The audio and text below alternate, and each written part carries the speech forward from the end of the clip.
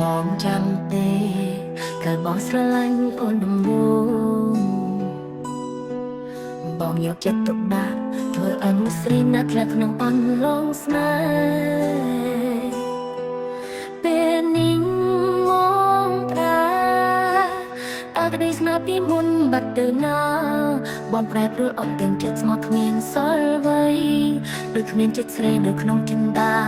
ខ្លាចហើយពាក្យមូសាយកស្នេហាក៏លេងសើចឬមួយបងមានថ្មីទឹកចិត្តថ្លៃប្រែប្រួលអស់បើបងលេងស្មោះប្រាប់ត្រង់មក